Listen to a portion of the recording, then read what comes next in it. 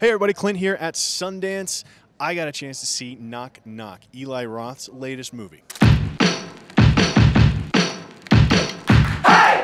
So this movie stars Keanu Reeves, and it's not Eli Roth's normal bloodbath, Hostel kind of movie. It is still very much a horror film, but instead of using the gore as the horror here, he uses temptation and fidelity and sexuality, and it actually is kind of cool. So it's about Keanu Reeves, who is a very happy family man. They spend about the first 10 or 15 minutes of the movie really showing you how happy it is. It's Father's Day, and it's all, I love you, Dad, and I love you too, son, and oh, I love you too, wife, and everybody is super happy. But the movie starts when he finds himself alone for the weekend while his family's out of town and he had to stay home to work. So that is when the movie really starts. It's when two young, soaking wet girls show up in the middle of the night claiming to have gotten lost while finding their way to a party. They spend the whole night trying to seduce him, and ultimately Keanu can't resist, even though he puts up one hell of a fight.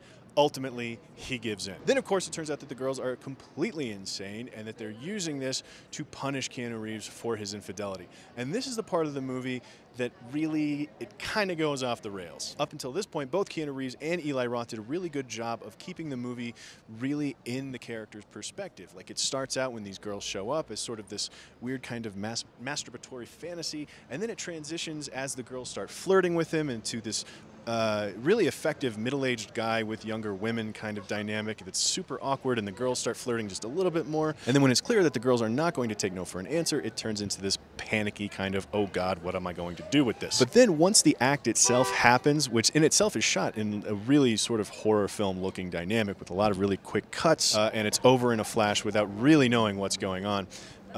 It really did feel like a horror movie up until that point.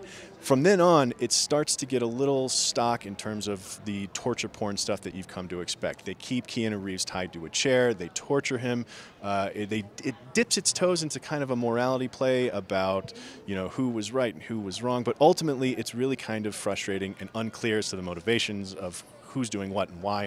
And there's actually a really refreshing point towards the end of the movie where Keanu Reeves just screams about how stupid this is and how crazy it is and how none of it makes sense and how he doesn't know what these girls want. And it was really funny because I wanted to scream the exact same thing at the exact same moment. So it was a really fun moment in the theater, but I think for the wrong reasons. But at the end of the day, the message of the movie seems to be that men can't help themselves when confronted with young women that are throwing themselves at them. And on top of that, they're going to be punished for that.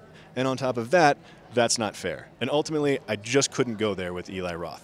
But the movie has some funny moments, it has some campy moments, and it has some really cool elements of horror in there. So if you're an Eli Roth fan, definitely check this one out because it's a different slant on his usual voice. And the performances were solid too. Keanu Reeves is giving everything he has, especially in the front half of the movie. He's this awkward middle-aged guy confronted with what he later in the film calls free pizza. The two girls are pretty good. Had their characters been more rooted in the script, I think it would have been more effective, but what they play really well off of each other, and ultimately they pull off what they're supposed to pull off. So that's what I think of Knock Knock. Again, if you're an Eli Roth fan, you really got to go check this one out. And click like and subscribe and stick around Cinefix for more Sundance coverage.